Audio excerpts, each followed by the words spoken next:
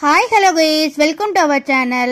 Friends, இன்னைக்கு நம்ம என்ன பார்க்க போறோம் அப்படினு பாத்தீங்கன்னா TNPSC குரூப்ல group 2 group 2A குண்டான questions and answers தான் பார்க்க போறோம். இது வந்து யார் யாருக்கெல்லாம் இந்த question and answer யூஸ் ஆகும் அப்படினு பாத்தீங்கன்னா group 2 2A TNU SRB எழுதுறவங்களுக்கு SI எக்ஸாம் எழுதுறவங்களுக்கு எல்லாத்துக்குமே இந்த क्वेश्चंस வந்து யூஸ் ஆகும்.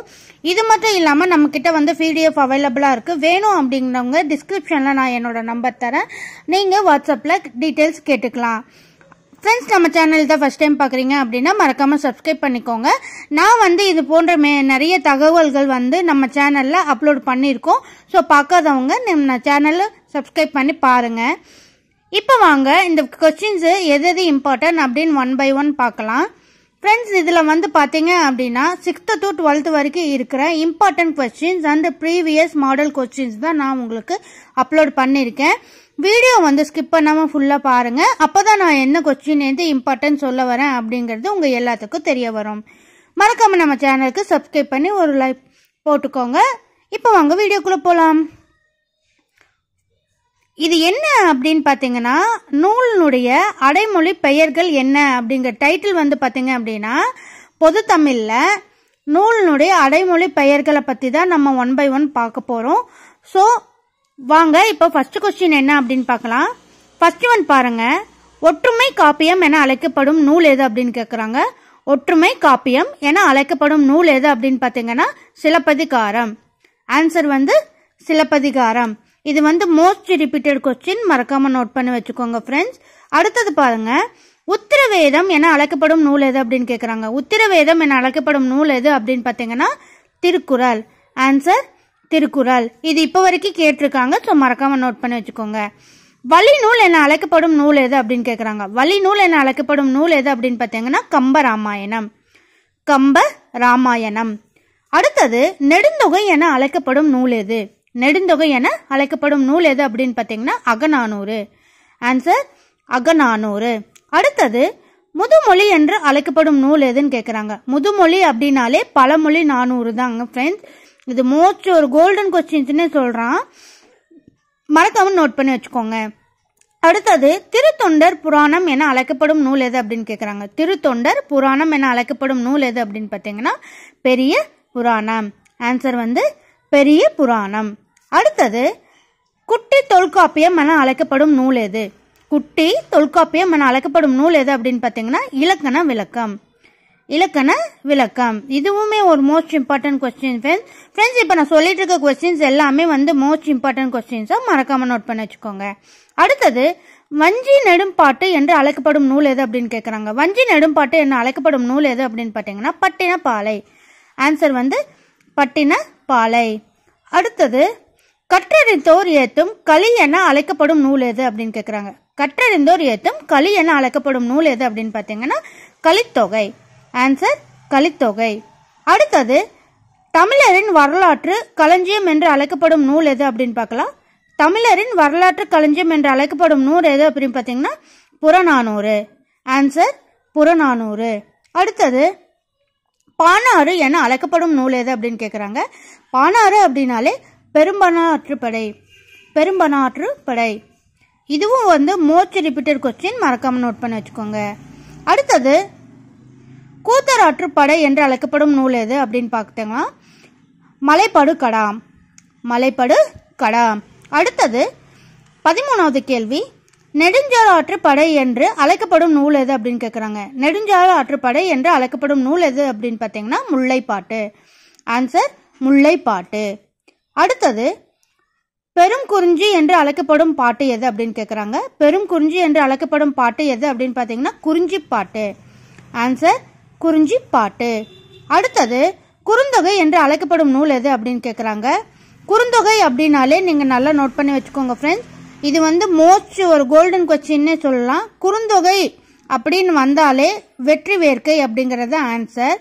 ஓகேங்களா. குறுந்தொகை அப்படின்னாலே நீங்க வந்து நல்லா ஞாபகம் வச்சுக்க வேண்டியது வெற்றி வேர்க்கை அப்படிங்கறது.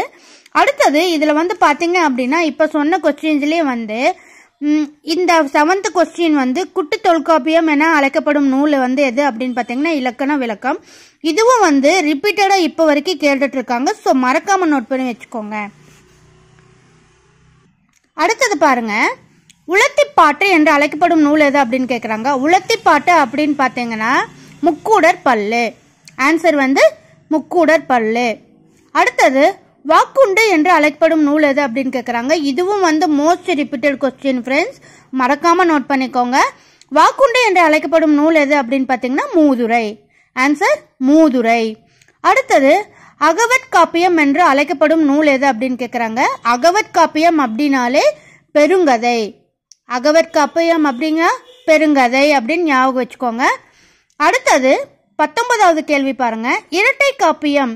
இரட்டை காப்பியம் அப்படின்னாலே மேக்சிமம் எல்லாத்துக்கும் தெரிய வாய்ப்பு இருக்கு. சிலப்பதிகாரம் மணிமேகலையும் தான் நான் இரட்டை காப்பியம் அப்படின்னு சொல்லப்படுறாங்க. ஸோ இந்த question most repeated question, so மறக்காம நோட் பண்ணி வச்சுக்கோங்க. இரட்டை காப்பியம் அப்படின்னாலே சிலப்பதிகாரம் மணிமேகலை. இரட்டை காப்பியம் அப்படின்னா சிலப்பதிகாரம் மணிமேகலை. அடுத்தது அறவுர கோவை. அறவுர கோவை அப்படின்னாலே முதுமொழி காஞ்சி அப்படின்னு அர்த்தம். அறவுரை கோவை என்று அழைக்கப்படும் நூல் எது அப்படின்னு கேட்குறாங்க. அறவுரை கோவை அப்படின்னாலே முதுமொழி காஞ்சி என்பது பொருள்.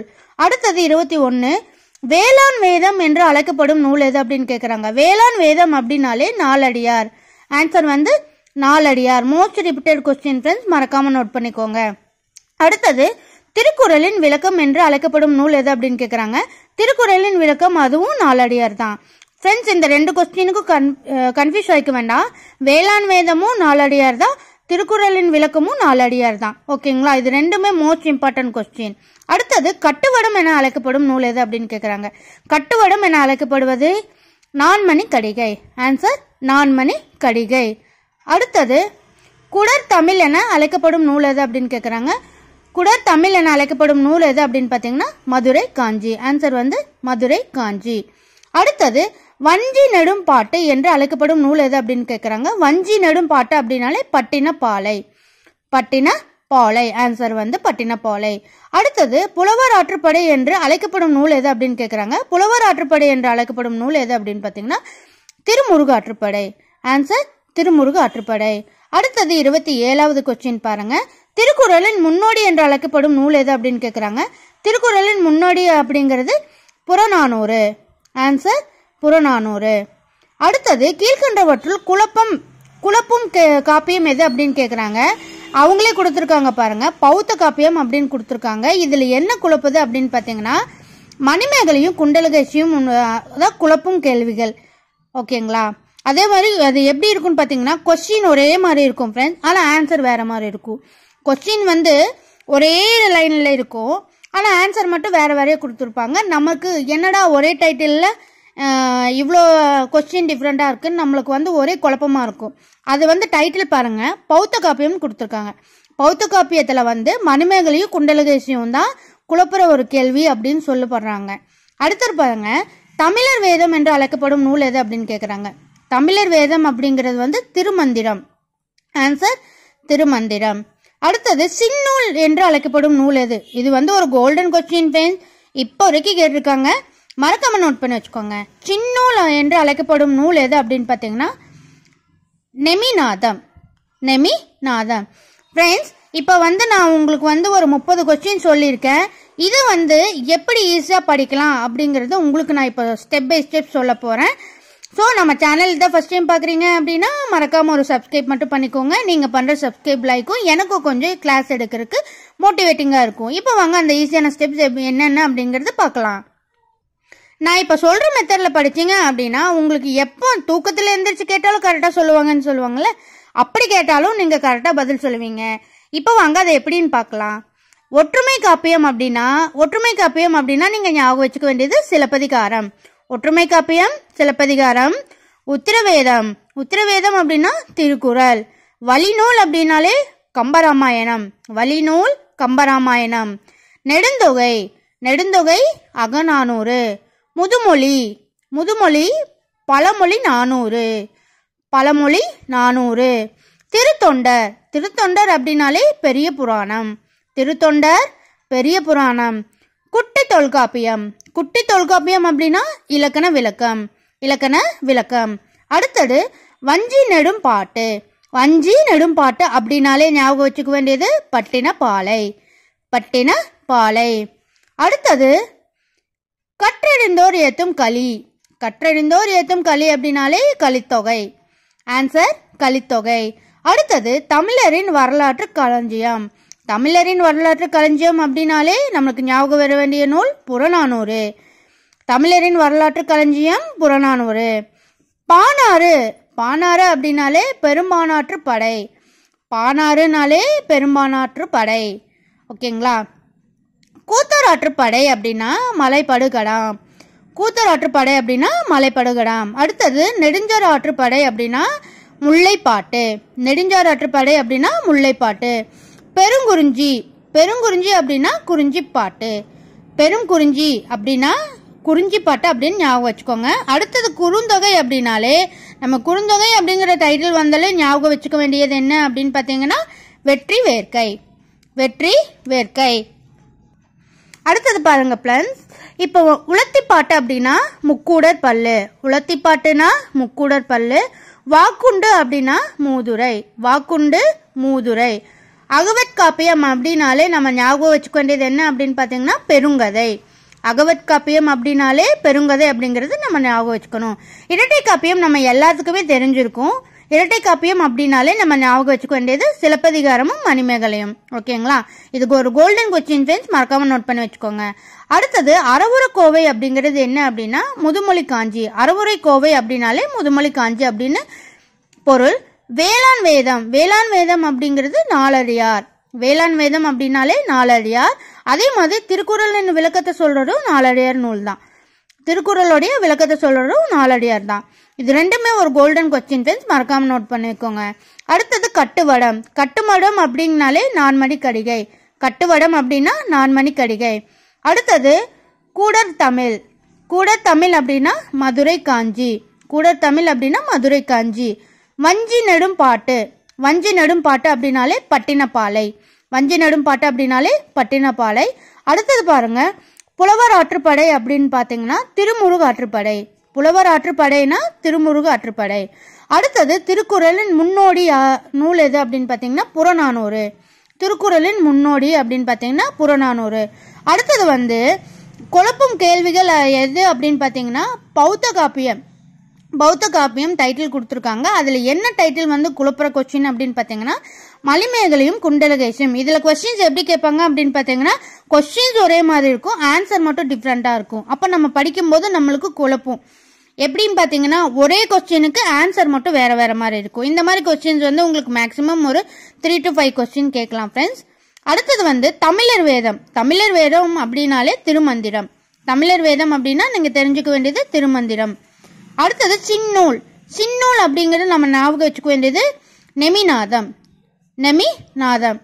ஓகே ஃப்ரெண்ட்ஸ், இப்போ சொன்னது உங்களுக்கு நான் ஈஸியான மெத்தடா இருந்தது அப்படின்னா மறக்காம கமெண்ட் செக்ஷன்ல ஈஸியா இருந்தது அப்படின்னு எனக்கு ஒரு லைக் பண்ணுங்க, சப்ஸ்கிரைப் பண்ணுங்க, மறக்காம கமெண்ட் பண்ணுங்க. நான் இது உங்களுக்கு இன்னும் நிறைய வேணும் அப்படின்னா யாருக்கு என்ன டைட்டில் வேணும் அப்படின்னு கீழே கமெண்ட் செக்ஷன்ல கமெண்ட் பண்ணுங்க. கண்டிப்பா அதுக்குண்டான கிளாஸ் நான் உங்களுக்கு சொல்லித்தரேன். இப்போதான் நம்ம சேனல் ஃபர்ஸ்ட் டைம் பாக்குறீங்க அப்படின்னா மறக்காம சப்ஸ்கிரைப் பண்ணிக்கோங்க.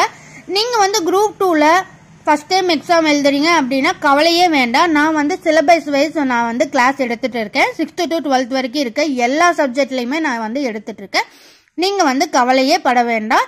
உங்களுக்கு குரூப் 2ல என்னென்ன கொஸ்டின் அண்ட் ஆன்சர் வரும் அப்படின்னு நான் கிளியரா உங்களுக்கு எக்ஸ்பிளைன் பண்ணுவேன்.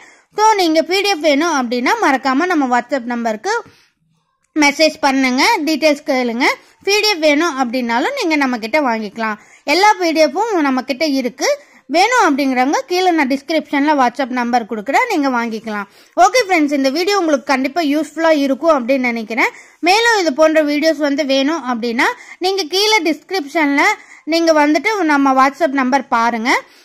அது போக உங்களுக்கு வேற ஏதோ சப்ஜெக்ட் வேணும் அப்படின்னா மறக்காம கமெண்ட் செக்ஷன்ல கமெண்ட் பண்ணுங்க. அதுக்குண்டான வீடியோஸ் நான் உங்களுக்கு அப்லோட் பண்றேன்.